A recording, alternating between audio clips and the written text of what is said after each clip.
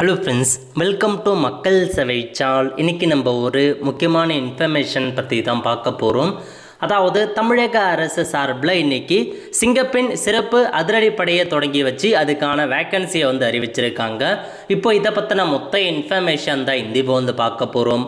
இந்த video skip பண்ணாமல் ஃபுல்லாக பாருங்கள். அது மட்டுமல்ல, இந்த வீடியோ நிறைய பேருக்கு ஷேர் பண்ணுங்க. ஓகே, அதாவது தமிழக அரசு சார்பில் சிங்கப்பெண் சிறப்பு அதிரடிப்படை கொண்டு வரப்படும் அப்படின்ற மாதிரி அறிவிச்சு இன்றைக்கி அந்த திட்டத்தை பார்த்தா தமிழக முதல்வர் அவர்கள் தொடங்கி வச்சிருக்காருங்க.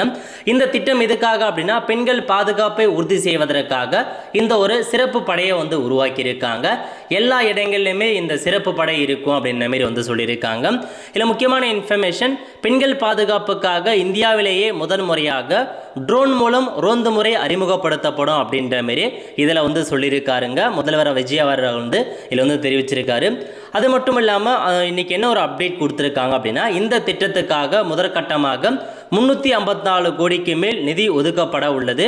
திட்டத்தின் இரண்டாம் கட்டமாக இந்த படைக்கு மட்டுமே 2500 புதிய பணியிடங்கள் உருவாக்கப்பட உள்ளது அப்படின்ற மாதிரி உங்களுக்கு சொல்லியிருக்காங்க. ஸோ புதிய காலி பணியிடங்களாக ஒரு வேக்கன்சியை உருவாக்குறாங்க. இந்த இதுக்கு மட்டும் பெண்களுக்கு எதிரான குற்றங்களை பார்க்கும்போது மனம் வலிக்கிறது அந்த மாதிரி தெரிவிச்சிருக்காரு. ஸோ இதுக்கப்புறம் பார்த்தீங்க அப்படின்னா குற்றங்கள் நடைபெறாமல் தடுப்போம் அப்படின்ற மாதிரி ஒரு அப்டேட்லாம் பார்த்தா கொடுத்துருக்காங்க.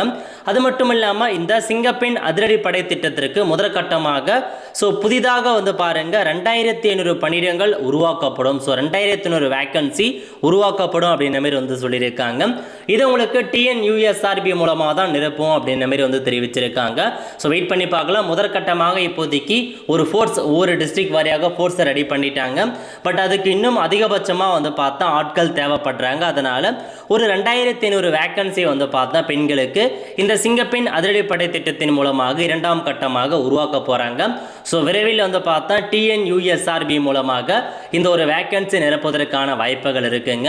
பட் இதுக்கான எலிஜிபிலிட்டி என்ன, கல்வி தகுதி என்ன அப்படின்னு தெரிய வரல. பட் கண்டிப்பாக ஜியோலாம் பாஸ் பண்ணி இதுக்குன்னு ஒரு சில கிரைட்டீரியா நிர்ணயம் செய்வாங்க.